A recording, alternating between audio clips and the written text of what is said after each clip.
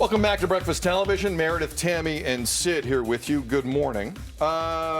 Quickly, going back a few months, some of you may remember the story of the National Hockey League and Pride jerseys, warm-up jerseys, on Pride nights at arenas in and around the league. There was a lot of publicity around some players not doing it. A lot of players did, wearing warm-up jerseys. Some players, for whatever reason, would not. The NHL, after the year, in cooperation with the Players Association, we have to say, said we're not doing the warm-up jerseys for any cause. Military night, hockey conquers cancer, any of that.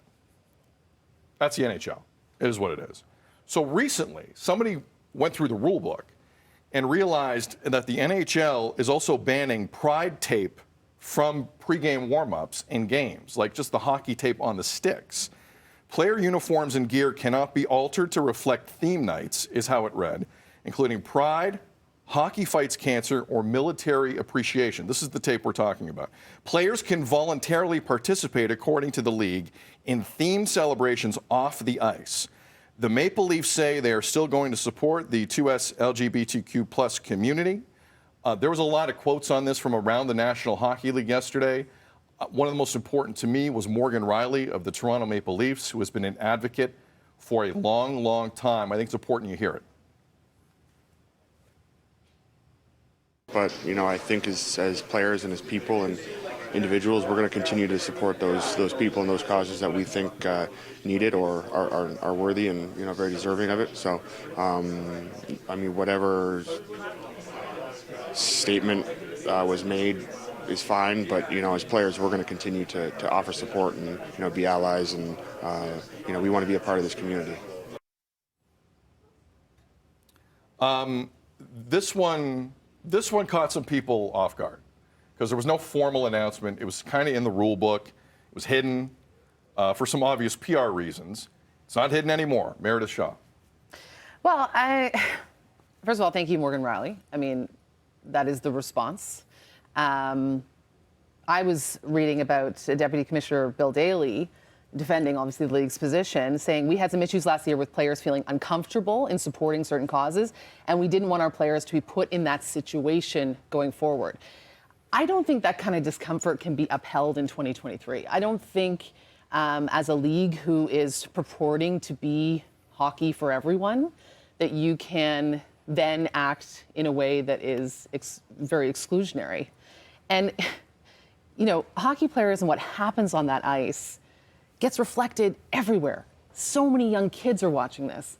And when you make that kind of ruling at that kind of level, on that kind of league, the ripple effect, I don't even want to think about it.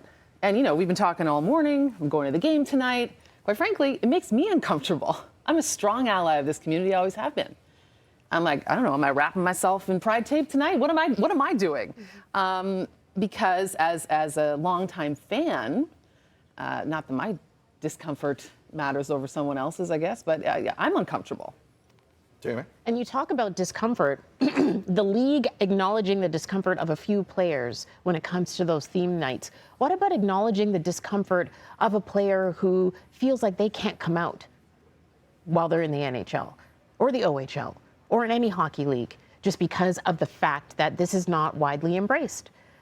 That discomfort is completely being washed away and swept under the rug by not doing this. In a time where we're seeing over and over and over again the rights of the LGBTQ plus community being limited. Right. And this is not the time to pull back on your commitments. This is a time to be progressive. This is a time for this league to own the next 10 years. And this is not what the next 10 years looks like. Period. If you're trying to give the players who feel that discomfort the agency to make their own decision if they want to wear something that is Pride related or themed related, theme night related, then why don't you give that same agency to players like Morgan Riley who may want to use that Pride tape and just show that symbolically that they are there, that they are allies, that they stand by the community. I don't understand why that isn't something that can be accepted. I feel like the discomfort of a few, as well as the discomfort of possibly their fan base. I wonder if they're worried that the fan base may react. Well, again, the Players Association at some level was involved in this.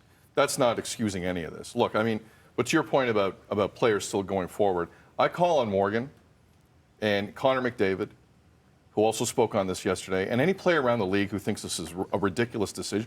What's the league going to do about it? Going to suspend Connor McDavid for wearing tape in a pregame warmup? Suspend Morgan Riley, the Leafs' best defenseman?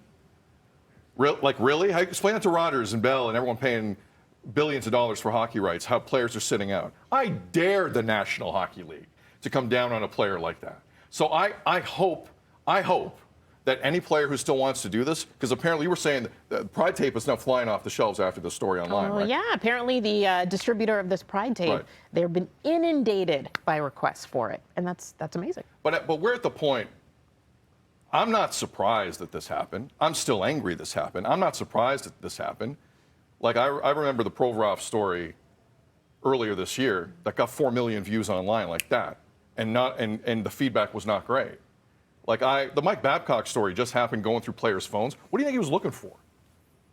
What do you think he was looking for? Let's have that conversation, the conversation no one wants to have. This is not an inclusive game.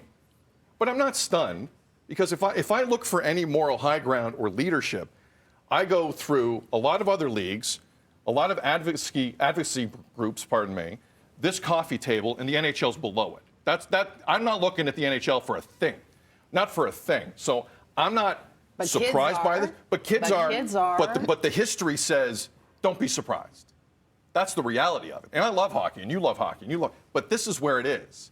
So I'm angry. I'm not surprised they did this, but I'm angry. And I call on some of the most important players in the league to tell them where to go on it, and to take a walk, and to do what they need to do to support communities and hockey fans and people who love hockey across the game, regardless of the walk of life, regardless of who you are. And I hope that happens. And based on what I heard yesterday, it might.